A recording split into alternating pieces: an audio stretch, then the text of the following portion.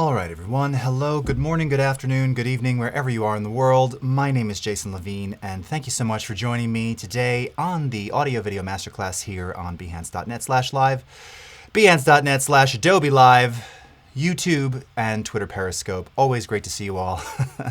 Hope you've had a good week. Personally, I'm glad it's over for myself.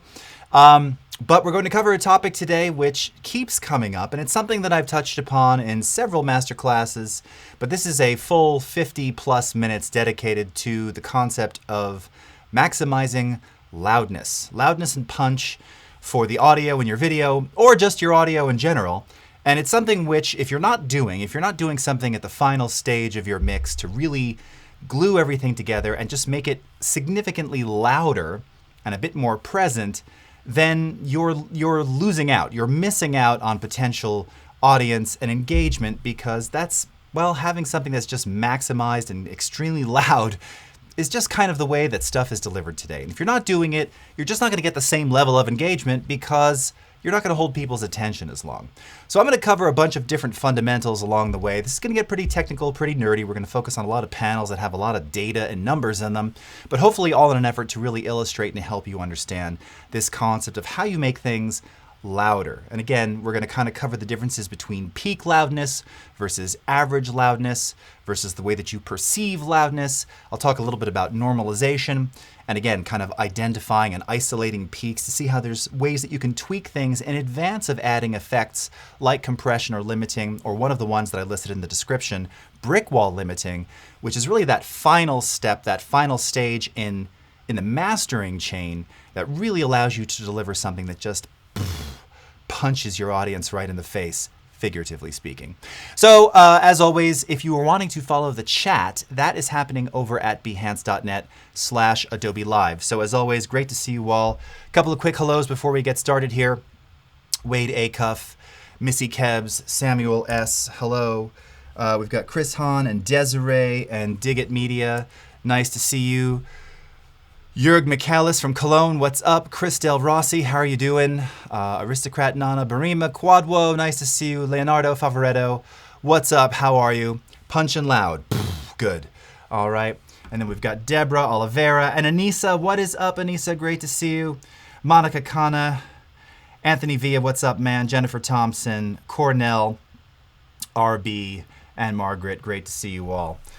And Votek, nice to see you as well. Okay, so let's go ahead and switch over. We're going to start here. Kind of just, I want to showcase to you a little something that I've already got in Premiere. This is a piece that we've worked on over the last couple of months.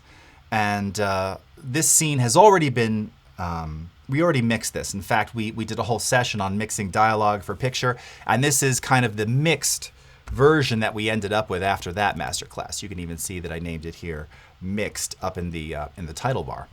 Now, one of the significant things about this is that when I finalized this mix, I placed a multiband compressor on the master channel. And in doing so, what that allows us to do is to take all of the channels of audio, all of the tracks of audio, sum them together into, in this case, this stereo mix, and then just apply some kind of a global effect to them, in this case, some compression. And you'll see a brick wall limiter there, but I'll talk about that in a second, which is just going to kind of even out some of the dynamics, effectively minimizing the audible dynamic range. And you might think, well, why would you want to do that? Well, again, the idea here is that if you're trying to grab people's attention and keep people's attention, and of course this is slightly different whether you're talking about film, video versus, you know, a trailer or a commercial versus music for Spotify, but conceptually it's all the same. You want to add a little something just because, again, depending upon the scene, depending upon, you know, in this case it's just dialogue, it's kind of an emotional, dramatic scene. There's no sound design, there's no explosions, there's no effects. The audio is pretty consistent to begin with, but the dialogue itself has a couple of random peaks which ultimately affect the overall loudness, the overall consistent loud perception that someone would have when watching this. So by applying a little bit of compression across all bands, it's going to even a little bit of that out. And what you see here is that, and I talked about this on the last stream, I actually wound up using one of the presets here called broadcast, mildly tweak potentially here. I don't remember if I did or not. A couple of settings, maybe the thresholds for some of the different bands. And I have actually implemented the brickwall limiter. Now, just a real quick, explanation of that. Easy for me to say. The brickwall limiter is, again, your final step in adding punch and loudness. And the concept behind this and how this differs between a regular limiter as part of a compressor limiter is that this allows you to set, which we refer here as a margin, also known as your digital ceiling. And that is an absolute value, meaning that you can push audio to that limit and it will never exceed that limit. Now, in this case, I would never set a margin of 0. You never want in a digital domain to push your audio right up to 0 because 0 is the loudest, most saturated you can get. Little dangerous there because ultimately, while this is going to be exported as an uncompressed ProRes 422HQ with rather PCM uncompressed audio, first of all, you don't need to go all the way up to 0. Your brain is not going to interpret anything. If you did it minus 1.5 or 0, your brain interprets that almost exactly the same. So you're not going to hear a difference. Also, because ultimately this is going to get compressed down to something like H.264 or H.265.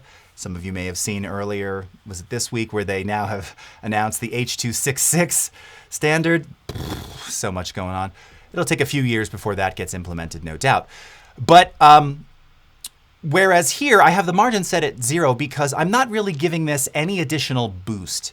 There's always an element in a brickwall limiter of adding gain, adding a little bit of boost. And in this case, it's the threshold setting, okay? So as the audio exceeds that minus 4.4 decibel threshold, it's giving it a little bit more push, a little bit more punch, and just a little bit more universal loudness across everything. But I'm not intentionally squeezing it, which is why I don't have a margin set below 0 here. We're going to get more into this in just a few minutes. So just to give you an idea of how minimal this initial multiband compression is, I'm going to turn this off. Let's go ahead and wind this back and just play a little bit of this for you and let you kind of hear what it sounds like. I'm just trying to find a good spot for this. All right, take a quick listen here. But Dwayne, I don't even have any of the money. Amy she split and took it all. Well, I talked to Amy. She came to see me. You see, she's what they call professional, and you're what they call can't win for losing. Okay, so that'll give you kind of a pretty decent idea of what this sounds like. Now let's go ahead and turn on the multiband compressor. Now first, I'm going to start with the brickwall limiter off, just so you can kind of hear that, again, I am adding a little bit of additional gain overall, but it's fairly minimal, okay? The first step, though, is just going through these various compressors just to control dynamics, primarily dialogue, across the multiple bands. So I'll kind of turn this on and off. I'll do on, off, so you can kind of hear that. And then I'll kick in the brickwall limiter. All right, here we go. Take a listen. But Dwayne, I don't even have any of the money. Amy she split and took it all. Off. Well, I talked to Amy. She came to see me. You see, she's what they call professional, and you're what they call can't win for losing. Okay, so you can hear when it's on, it definitely sounds like things are getting a little louder, and you can even see there's very little gain applied. We've got about a decibel of gain on our low band and about 3 dB on the high bands. You're not so much hearing that as you're just hearing that everything kind of seems just a little bit closer together, a little bit warmer. You can hear the voices sound a little bit warmer. Now let's go ahead and turn on the brickwall limiter here so you can see how much additional gain is being added while still maintaining a decent amount of dynamic range. She tell you she took it all? She took the whole damn score? What she did is she paid me what she owed me for her half. And now you're going to pay me what you... But I didn't get any of the money. Why do I have to pay you if I don't get any of it? Okay, so here, again, super subtle. Now, if I were to increase this threshold, and by increase, again, this is a negative logarithmic scale. So in this case, if I go -5, -6, -7, -8, you're going to see how this is going to start to get louder and louder and louder. I don't want to do that here because I may need to do some additional equalization, some additional things to this in advance to really maximize the loudness here. But just to showcase this to you, watch what happens when I do that. Oh, you got it, Liv. You got it. You just lost it. You just lost it. And that ain't my fault. Besides, I gave you the tools. I gave you the phones, I gave you the scripts. I told you what to do, and I told you how to do it. Okay, so you can see as we lower that threshold, it really starts to push everything up front. But in this particular case, again, it just, one, it's too loud. Two, it didn't sound very good because it needs a little bit of overall tweaking first. And that's what I'm going to showcase to you over on the Audition side.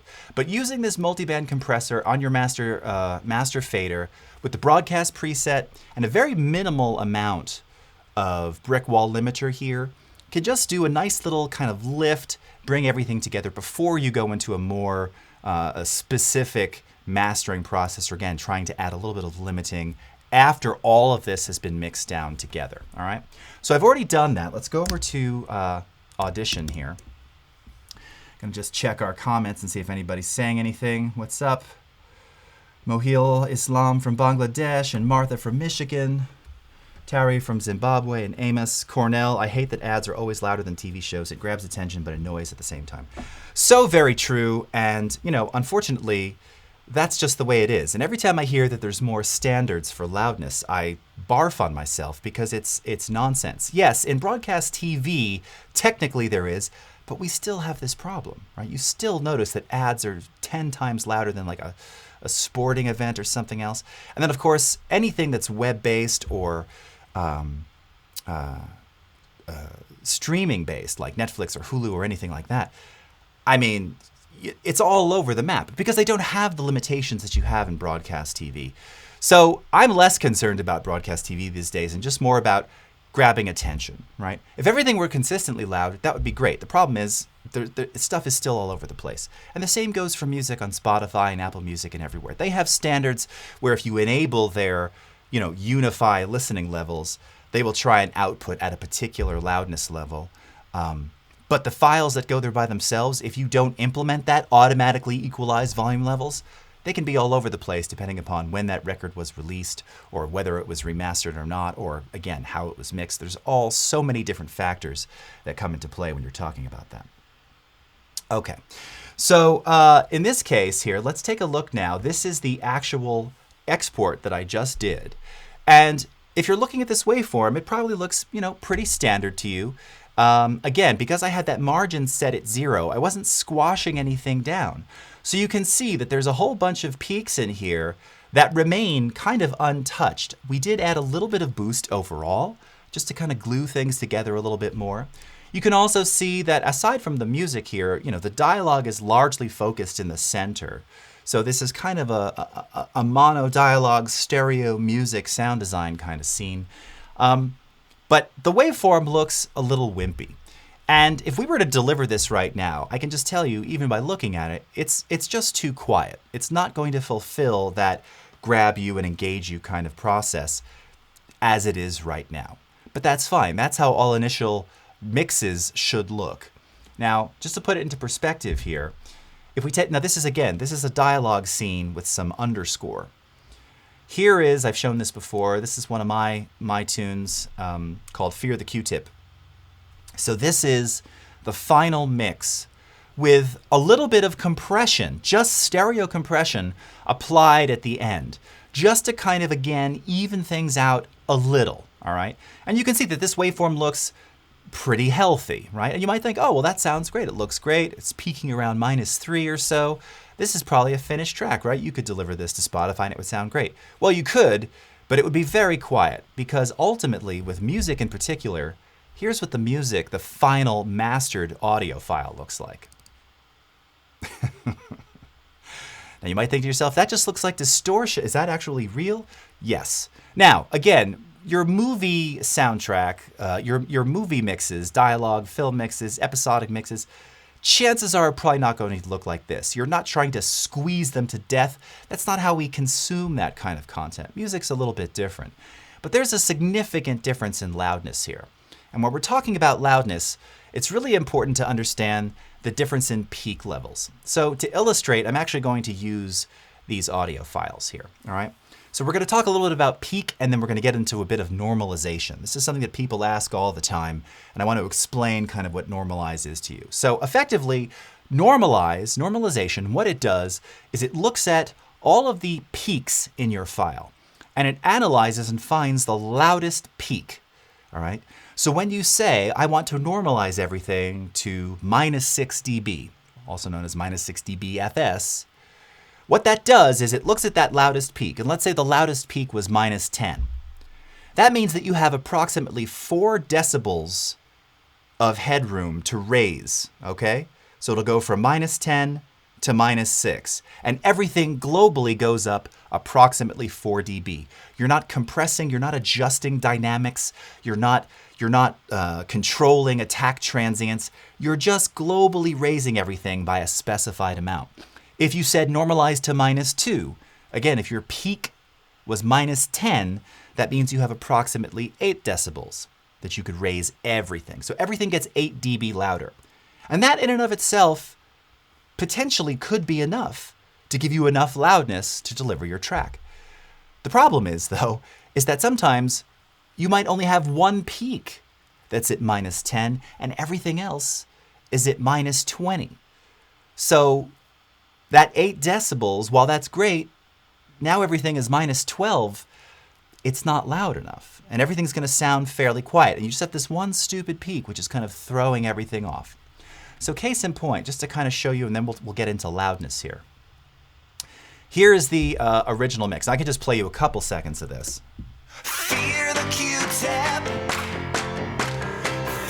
Okay. Artemis, you're interested in mastering for audiobooks. Yes, this concept, everything I'm talking about here applies to audiobooks as well. All right. So let's go ahead and normalize this to -6, okay?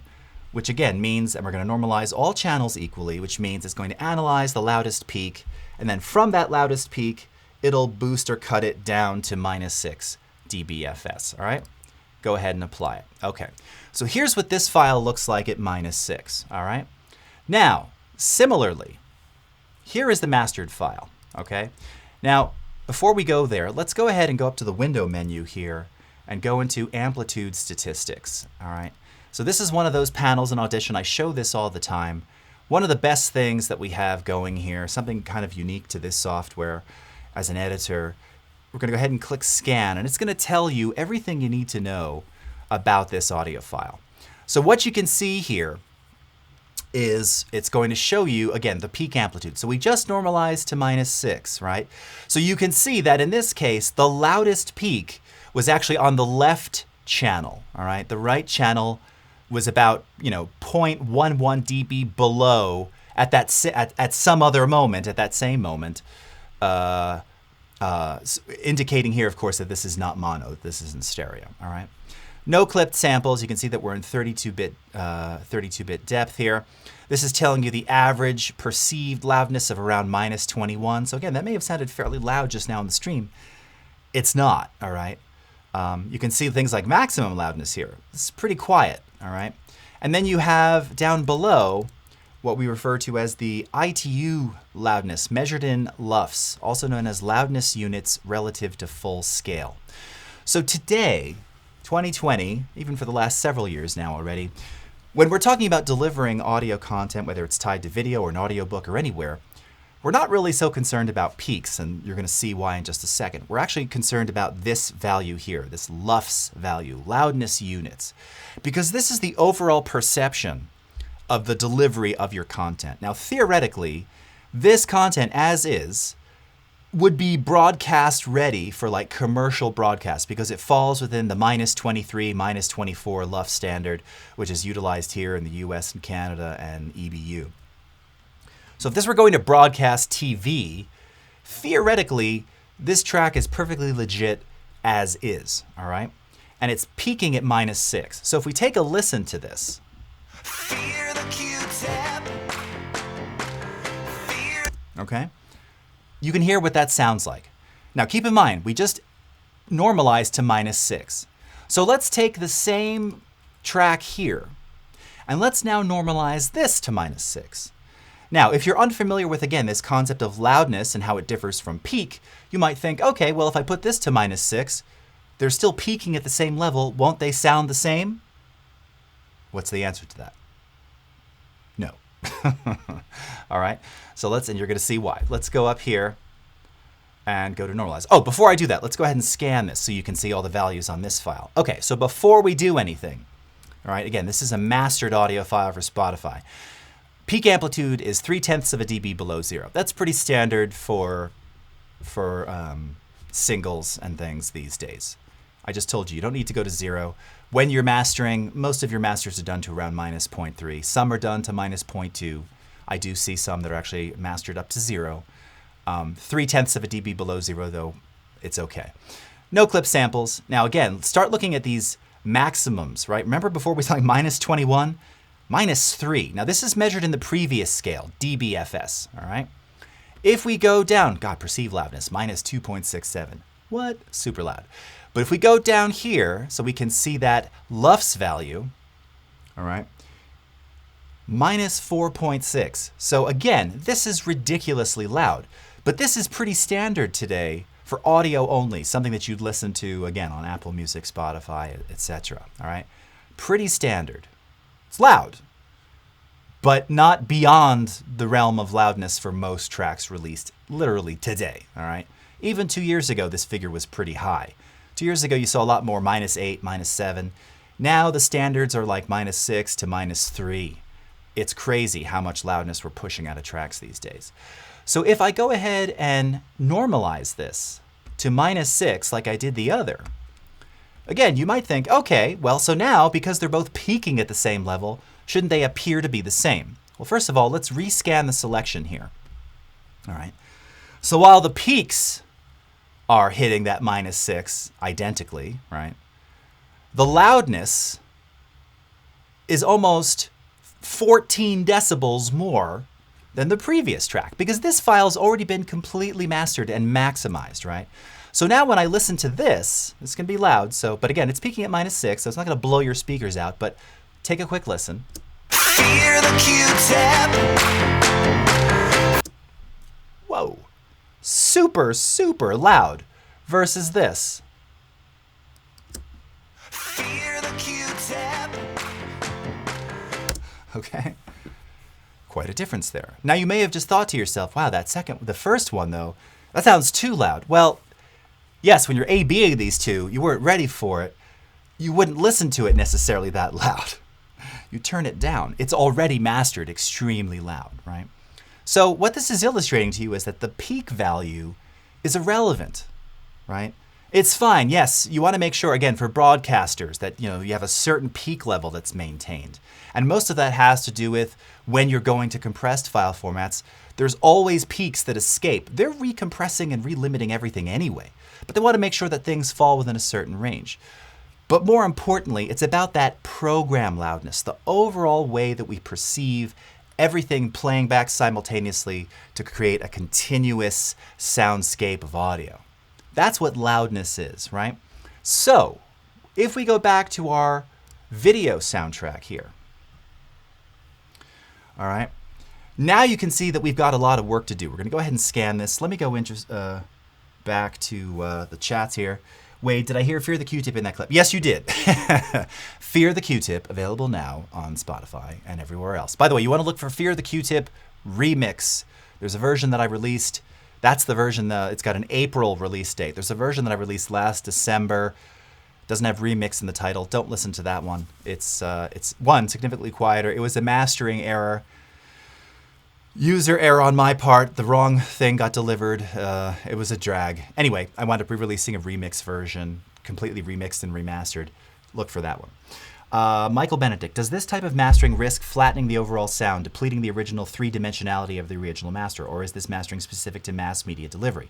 So yes, Michael, there's always a trade-off. I mean, the more that you're maximizing loudness, you are flattening. It just isn't going to be. Now, that's not to say that you still won't hear a kick drum punch, and that has to do with how the mixes are structured. Why does most hip hop today, it's so loud, and the TR, insert 808, 909, CR78, whatever you want, kick drum is always just so, because that's the loudest thing in the whole track anyway. All the music and everything else is secondary, and the vocal, the dialogue, is pretty much the only other thing that's up front. two different frequency ranges, so it's really easy to maintain extreme loudness and keep what appears to be a level of dynamics so that you hear those attacks and hear those kicks.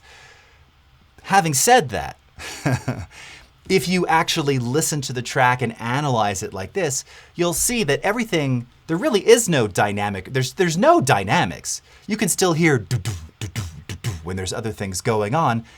That just has to do with, again, the frequency ranges that these instruments are occupying. But as far as like quiet, loud, quiet, mid-range, quiet, that doesn't exist. It doesn't exist in modern mixing. Now, talking about mastering for mass media delivery, yeah, same thing. I mean, look at any trailer. If you ever watch trailers on Apple TV or YouTube or wherever, trailers are mixed intentionally even hotter than movies, right? Because they're attention getters. They're mixed more like music, like records. Reason for that is trying to get people's attention. If your dynamics are too varied and the dialogue drops down and gets quiet, well, now people have to lean in and listen and try and figure out what your trailer's all about. They're just going to click away. That's the attention span of today's world. So yes, there is a trade-off in doing that. I'm not saying I prefer one, or well, I prefer some dynamic range myself, but that's just not the way things are generally consumed. You don't have to push it to the extreme, okay? But keep in mind that people notice those differences and they'll go, oh, I was just watching this film or this movie or this YouTuber and his stuff was super loud and their stuff is kind of quiet. I have to turn it up, And a lot of that has to do with how you prepare these things. So as we take a look at this file here, first you're going to notice again, peak amplitude, -3. Now from what I just taught you, if you were paying attention, you might think, oh, well, the others were -6. This is -3. This is louder. Of course, incorrect, because peak has nothing to do with loudness. The peak is literally, it could be one sample of your audio that has a loudness, a specific decibel value, but the overall content is quieter than both of those that we heard before, both the pre-mastered mix and the final one. This one's at -26. The pre-mastered mix was -23.4, and the mastered mix was -2 something, right? That or -4. That value still freaks me out because it's just too much. But that's how it is. So how do we make this louder? How do we add punch? How do we add a bit more sonic definition to this? Okay, here's how we're going to do it. So first of all, I want to find out where these peak values are. All right, so the very loudest peak is -3.43. So if I click on this little marker value here, you may have seen it takes the cursor, it shuttles the cursor specifically to that value, which is that peak right there, okay? I can also click on this one here, the -3.6. You can probably see or guess where that one's going to highlight. Okay, it's actually an adjacent peak right there. So in this case, what I probably would want to do is adjust just this specific little peak right here so that I can, again, renormalize and find out and just kind of even things out. Now, as I look at this, I've got about 1, 2, 3, 4, maybe 4. This one, actually, no. So about 3 peaks that I just want to manually control. And all I'm going to do is adjust the amplitude on those. Now, I'm guessing those are probably something like a hard consonant, like, tell me what you said, or bae, or whatever. Some kind of transient attack, which just got a little bit loud. Let's see what it is. Let's take a listen. And that ain't my fault. Besides, I gave you You can hear when he said, I gave you, something in his there was a lot of breath right there. Again, I'm guessing he was probably, boom mic'd. And when we did the audio restoration on this, there was a lot of room tone and room resonance, so that the resonance of his saying, even though it's not a hard consonant, it just momentarily created this very loud peak. We don't need it like that. In fact, if I look at all the other audio, it should probably be around -9. So we're losing almost 6 decibels of potential amplitude for this one silly little sound, all right? So what do we do? All right, let's go ahead and zoom in. And what you can see, there's really There's 2 peaks involved here, all right? So let's highlight this first one. Okay, we don't have to be terribly accurate going from kind of point to point, but this is approximately what the selection should look like. And I'm simply going to use this on-clip volume tool. And let's adjust this down to approximately -9, which means we're dropping it about 6 dB. Now you're probably going to see this jump up a little bit. You can see it reconfigured itself ever so slightly. That's standard, that's normal, of course, because as you're making that amplitude adjustment, it has to adjust the samples before and after. So that's why you saw it move just ever so slightly. And then we're going to come over to this one here and do the same thing. And let's go down to -6, which for this one is approximately about a 3 decibel change. All right, take a look at that. Oh, and maybe even this one right here. Okay, down to -6. By the way, as you zoom in more and more, these little blocks that you're seeing here, these are individual samples. Now, it's very rare in these days that you need to edit at the sample level, but you absolutely can. So now, if you take a look there, you can see that the peak registers at -6, okay? And if we take a look at this first peak here, this one appears to be just under -6. So if I go ahead and rescan this audio now, all right? Now you can see our peak amplitude is just that, around -6.14, -6.05 on the right side there, all right? 32-bit depth. Okay, again, you can still see this hasn't affected our loudness, but now everything is a little bit more consistent. Now, as we go further into this, I'm thinking we can probably even save or bring back an additional 3 decibels or more, maybe by using this peak and this one here, all right? Maybe even that one. I'm going to leave this one where it is, all right? So in this case, as I look at these, again, let's hear what this sound is. I don't even have.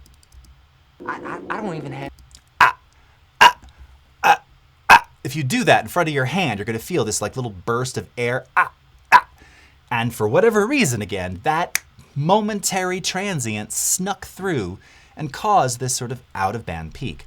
Now, if you don't feel comfortable redrawing these as I just did, I'm going to show you a little trick that you can do right here. All right. Again, this is the only peak we want to affect. We only want to affect this single line right here. So you can see that I select a little bit before and after.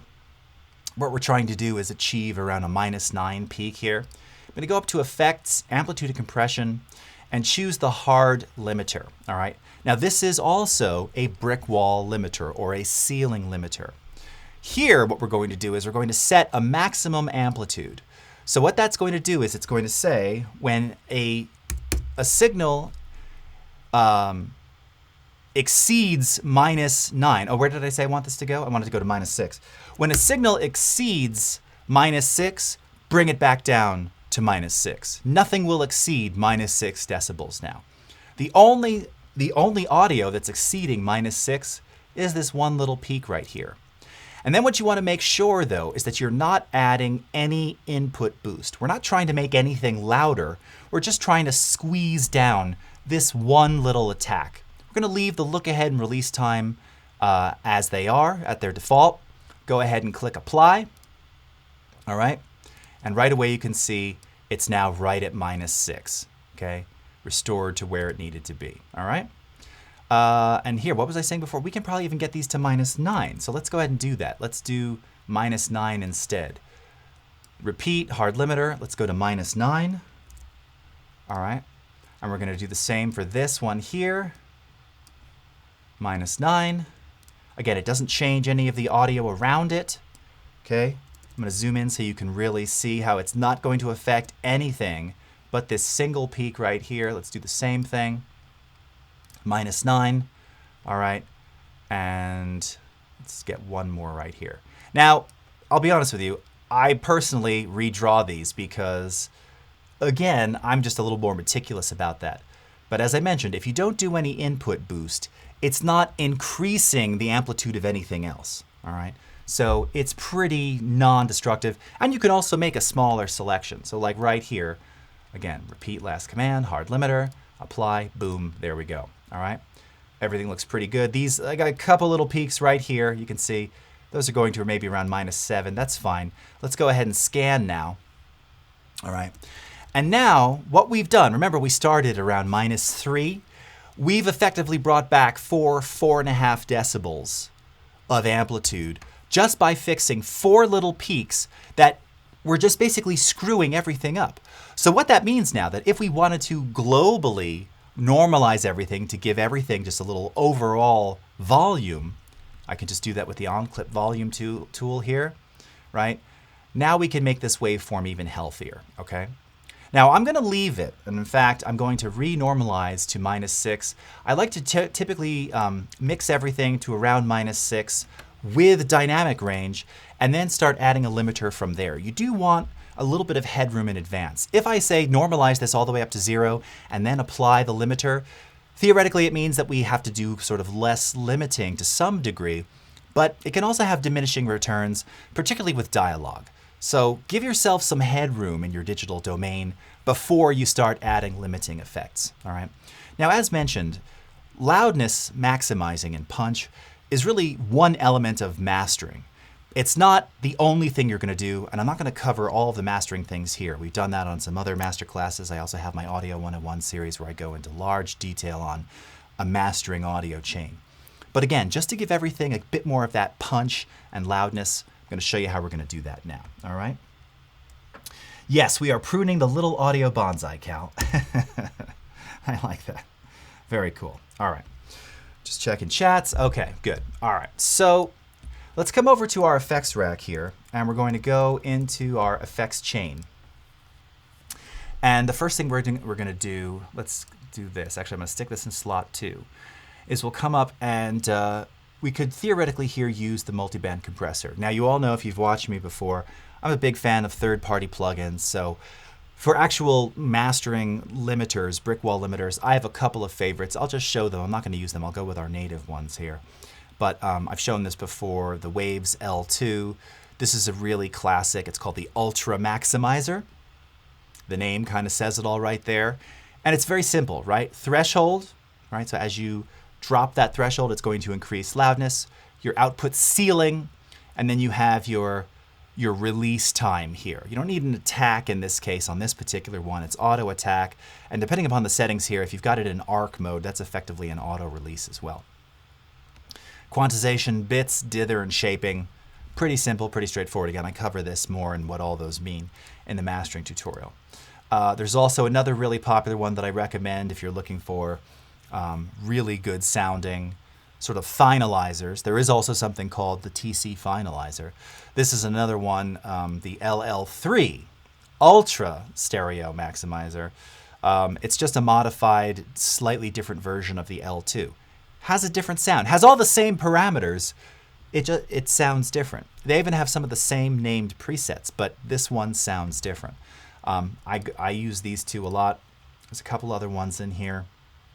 This is another one that I like. This has a lot of control. It's called the Infected Mushroom.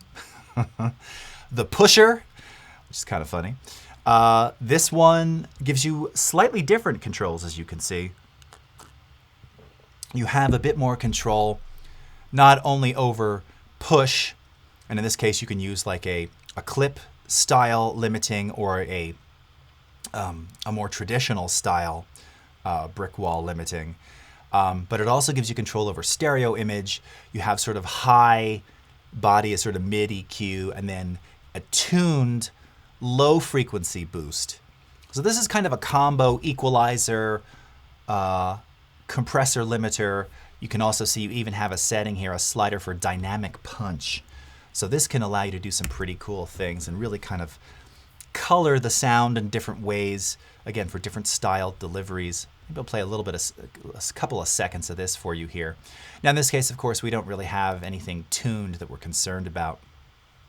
There's also some presets, some basic ones. Some of these are pretty intense. I'm curious, let's go to this punchy master. I'm just curious what this one sounds like. Now, of course, it's all based on how you set the input value. So let's go ahead and play this back, and just for giggles, I just want to hear what it sounds like going through here. Let's take a listen real quickly. But Dwayne, I don't even have any of the money. Amy she split and took it all. Well, I talked to Amy. She came to see me. You see, she's what they call professional, and you're what they call can't win for losing. She tell you she took it all? She took the whole damn score? What she did is she paid me what she owed me for her half. And now you're gonna pay me what you... But I didn't get any of the money. Why do I have to pay you if I don't get any of it? Oh, you got it, Webb. You got it. You just lost it. You just lost it. And that ain't my fault. Besides, I gave you the tools. I gave you the phones. I gave you the scripts. I told you what to do, and I told you how to do it. All right. So again, I'm kind of doing these to a slightly extreme degree so you can hear them better over the stream. But you can see something like this where you have a bit of EQ, a bit of punch, a bit of push control. So I was doing a little bit with the stereo imaging, so the audio, which is distorted by nature, was kind of spreading out. This is a slightly unique mastering tool. Again, not my always go-to, but I do like that sound for some types of music mastering. But for us today, let's focus on the native multiband compressor, okay? Now, because we've already used the actual compression bands here, I'm going to disable all of those. So just by default, when you open this, if you come in and you simply click on the B bypass, it is now not going through the compressor circuitry of this effect anymore. The only thing we want to use, and we want to make checked or enable, is this brickwall limiter checkbox right here. All right. Now, it's a good idea to start with your threshold at 0. So again, that's the equivalent of no boost, no additional gain. And then your margin. Now, again, when I'm delivering to YouTube these days, typically everything I'm sending there, I keep the ceiling at -2 dB, which again means that it will push everything right up to -2, but it will never exceed -2. So you'll never have any clipped samples. The other benefit with -2, as opposed to -1.5 or -1.1, especially if you're going to YouTube, is that a 2 decibel bit of headroom is usually the range when you go to a compressed format like H.264, your audio changes. And once you compress that audio, your peaks change. And those peaks can exceed a decibel and a half from where they were before, meaning that you set the margin to -2, your master will be -2. But if you recompress to a compressed file format, now it could be -0.5 for a moment, right? There could be a transient that escapes. In any case, this gives you enough headroom when going to something like YouTube where you're not going to have any weird clicks or pops or distortions. You could drop it even lower too. I think this one only goes down to -5. Yeah, that's the lowest this particular limiter will even go. You could do that too. And again, that doesn't mean you can't make something extremely loud and present. I just proved that to you before, right? When we normalized the audio, the music to both -6, the mastered one was still loud as heck. So it has a lot more to do with all the other elements going on. So that's entirely up to you and what, your provider, if you're designing something for Netflix or Hulu, they have specific standards in terms of where they want loudness and peak. So this makes it easy to dial those values in. Let's keep it at -2. Now, for this kind of program material, again, a dialogue scene, you want a fairly quick attack. You want things to you want it to just basically be kicking in most of the time. So a 4 millisecond attack is aggressive, but to the point where it's going to be it's going to sound fairly natural. You're not going to hear it kicking in. And then the release time here, this is a significant value. Now, the default I've changed this, so I don't know if the default is 500 milliseconds. That's a half a second release. What that means is once it, begins squashing stuff down, how long it takes to recover. Now, if you give it a lot of additional boost, it's probably never going to fall much below that threshold. So you'll never really hear it release the limiter. If you're doing something like a dialogue scene like this, a half a second release time is probably okay. For most music, if you want things really aggressive and even trailers, I probably go to 150 milliseconds. All right? It's just a quicker release time, and it kind of adds some additional tension to the overall loudness of your material. Now, this isn't a trailer. It's a slow-moving scene. So I wonder what the maximum is on here. Oh, the maximum is 500. Okay. So wow, this really has kind of limited parameters. Most of your mastering limiters will at least give you up to a second or 1,000 milliseconds. So that's the maximum here. For this kind of a scene, a half a second release time can work. We can start there. I would probably go with 150 to 250 for something like this. And if this were just music, that would probably be 59 to 79 milliseconds. A much faster release because, again, that Fear the Q-tip, there's a lot of a lot of percussion, a lot of percussive attacks, short transients, and I want them to pump. I want them to really just in your face. So the faster the release, the more pump and the more aggression, theoretically, you're adding to that master, to that final output, all right? So let's go ahead and take a listen here and see what we can do with this, all right? So we're gonna wind it back, and all we're gonna do now is we're going to start to adjust the threshold value until it gets to a level that is, you know, we like, or is like comfortable to listen to. Again, there's some like other elements in here which I could have cleaned up in the dialogue that we didn't in the previous one. I'm hearing some of those as we get a bit louder. But we'll do it and then we'll reanalyze it and see how we've affected the program loudness, all right? Oh, and let's just go ahead and rescan this right now just to see where we are. So yeah, so you can see that right now it's at -6 is our peak, all right? And then our program loudness units. Whenever I hear units, it always makes me think of Guardians of the Galaxy. 2 million units, rocket! All right. You think there'll be a day when our currency is just, we're just being paid in units? Or is rewatching the new Star Wars series, the last 3? Why am I forgetting the first one? Force Awakens, and everything is, you know, you get 1/4 portion in portions and units. That's probably what's going to happen. Okay, let's go ahead and take a listen. But Dwayne, I don't even have any of the money. Amy she split and took it all. Well, I talked to Amy. She came to see me. You see, she's what they call professional, and you're what they call can't win for losing. She tell you she took it all? She took the whole damn score? What she did is she paid me what she owed me for her half. And now you're gonna pay me what you... But I didn't get any of the money. Why do I have to pay you if I don't get any of it? All right. So already it's getting a lot louder. Now I'm gonna throw a little curveball in here, because another way that you can maximize loudness and punch is via EQ. Now again, this is something that you would do in your final mastering chain anyway. In this particular example, I'm hearing that after we add this compressor, there's a little bit of harshness in the mid-range of the dialogue. Now again, if I were redoing this now, I'd say I would go back and actually readjust that specifically on this actor's voice recording. A little bit of harshness. Now, there's a question that people always ask is, well, do you EQ before brickwall limiting or after? A lot of times you do both. In this case, because it's getting a bit more harsh after the fact, I would probably do a slight amount of EQ after this limiter. But keep in mind, when you do that, now this margin value, it's not absolute anymore because you're applying something else after that margin has been set. So in theory, you could end up with something that is slightly higher or slightly lower than -2 if you add effects after, which then means that you may, if you're concerned about your absolute peak value, right, your absolute ceiling value, you might add another type of limiter, brickwall limiter, at the chain, at the end of the chain. Now, I wouldn't recommend using the same effect. You could use something like the hard limiter that we saw before, the native hard limiter. Or in my case, I would probably go to something like that L2, right, or L3. It's always a good idea to mix up the sounds of the effects that you're applying. It's really common in the studio.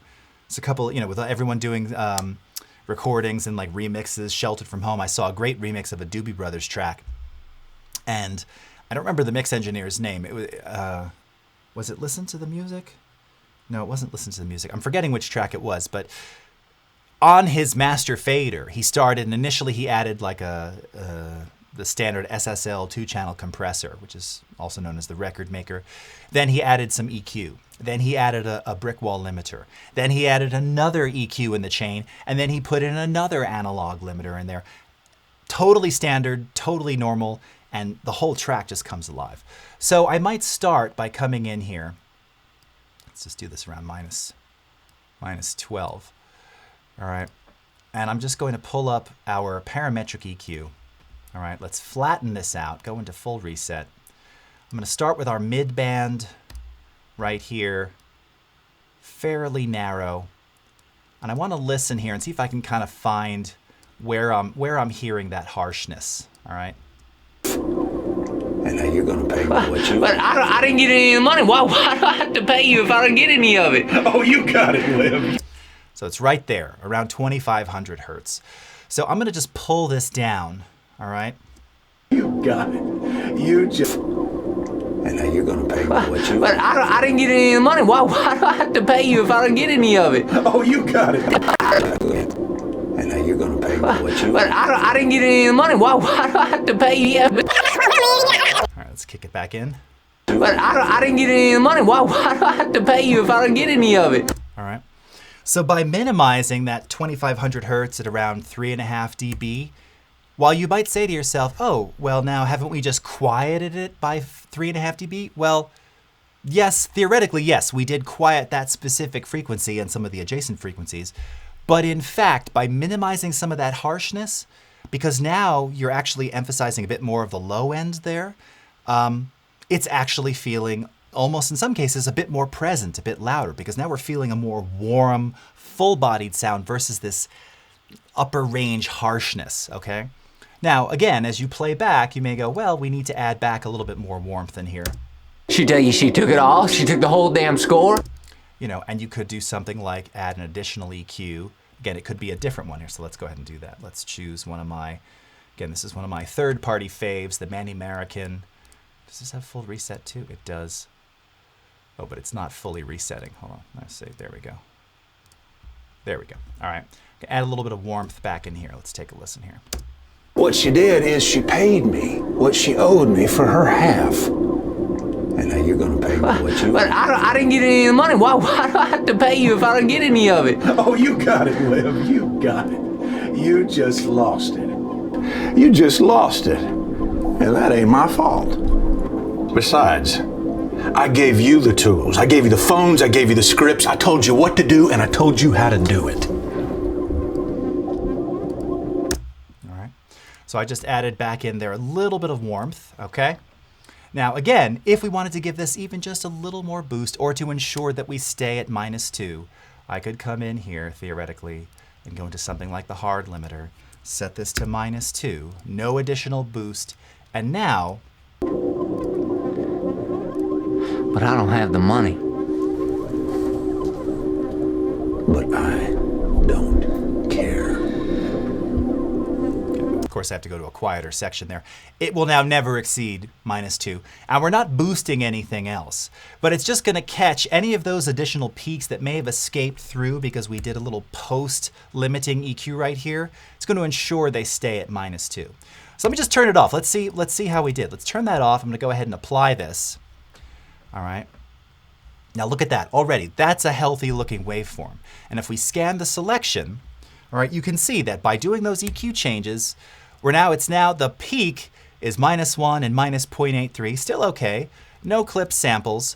And now when we look at the average loudness, look at that. Remember it was like -26, -27 initially? We brought that up almost 12 decibels, okay? And now if this were going to TV, this is already too loud for broadcast TV. But for the web, for dialogue, for this kind of a thing, this is pretty legit. Okay, this is pretty standard, and we still have some dynamic range in there. It still feels alive.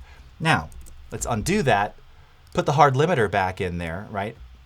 Go ahead and apply this, rescan, and the only difference now is that you're going to see that the peak amplitude has been adjusted. So now it is peaking again directly at -2, and we are just at -15.28.